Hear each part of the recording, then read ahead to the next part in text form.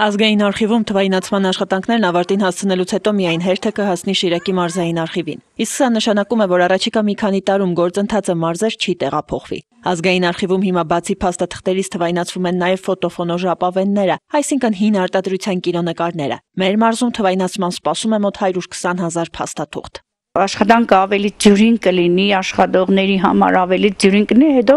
թվայնացումով ավելի մեջ, ասենք, հին փաստաթղթերը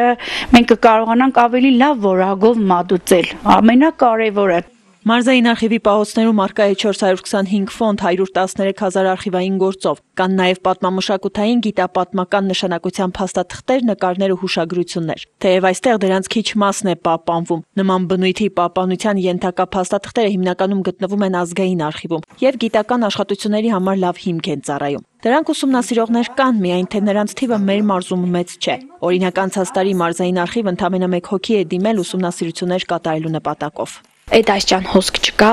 դե միգուցե այդ գիտաշխատողներն են մեր մոտ դեռ քիչ կամ միգուցե Գյումրիից մեր այս Շիրակի մարզային մասնաճյուղից քիչ են օգտվում, միգուցե դիմում են Երևան, չեմ կարող ասել։ Քաղաքացիները արխիվի օգնության ավելի շատ դիմում են աշխատանքային ստաժը վերականգնելու խնդրով։ Բանն այն է, որ 88-ի երկրաշարժի ժամանակ մարդկանց աշխատանքային գրքույկները չեն պահպանվել։ Արդյունքում կենսաթոշակի անցնելու ժամանակ կանգնում են խնդիրների առաջ։ Սուսաննա Մկրտչյանը վստահեցնում է, մեծ մասամբ քաղաքացիներին օգնել կարողանում են, բայց լինում են դեպքեր, երբ իրենք եւս այդ հարցում անզոր են։ 5 տարիների հանձնված գործերից դիմողները ավելի շատ դրական պատասխաններ են ստանում։ Իսկ երբ որ արդեն երկրաշարժից հետոյի մասին է խոսքը, ովքեր որ բերել են, հանձնել են, շատ թերի հանձնված լինելու պատճառով բացասական պատասխաններն են շատ։ Հիմնարկ ձեռնարկությունները, կազմակերպությունները երբ լուծարվում են կամ մասնավորեցվում, միշտ չէ, որ փաստաթղթերը հանձնում են արխիվի տնօրինությանը։ Փաստաթղթեր ներկայացնելու պարտավորությունը ոչ բոլոր դեպքերում է գործում։ Այժմ մարզային արխիվը կազմում է այն հիմնարկությունների ցանկը, որոնցում անհրաժեշտ է ճշգրտումներ կատարել, արդյոք փաստաթղթերը ենթակա են հանձնման, թե ոչ։ Եթե հիմնարկությունը մասնավորեցվել է կամ ասենք լուծարվել է եւ այդ լուծարված կամ մասնավորեցված հիմնարկությունում պահպանվում են սովետական տարիների պետական փաստաթղթեր,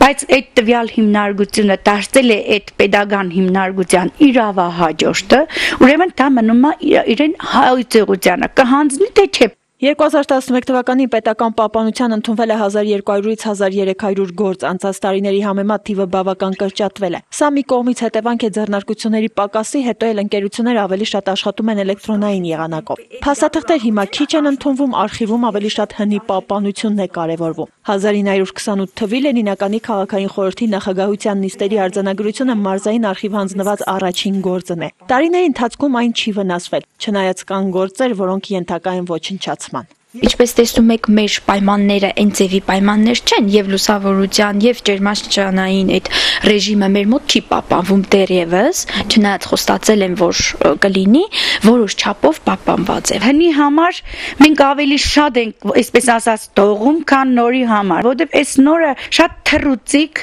շատ ավելի թերի հանձնված փաստաթղթեր են, որոնցից ոչինչ չեն կարող քաղել, բացի քաղաքացուն լոկ իր, ասենք, աշխատելու վերաբերյալ տվյալ տալուց, բայց փաստաթղթերը, որ մենք ընդունել ենք, հինը իրոք ունի գիտապատմական արժեք։ Փաստաթղթերն արխիվին հանձնվում են ժամանակավոր կամ մշտական պահման։ Հիմա մարզային արխիվին հանձնարարվել է ոչնչացնել մինչև 1961 թվի անձնակազմին վերաբերող գործերը եւ սկսած 62-ից դրանք պահպանության հանձնել 75 տարի ժամկետով։ Անի Բաղդասարյան, Խաչատուր Գևորգյան, Ազդարար։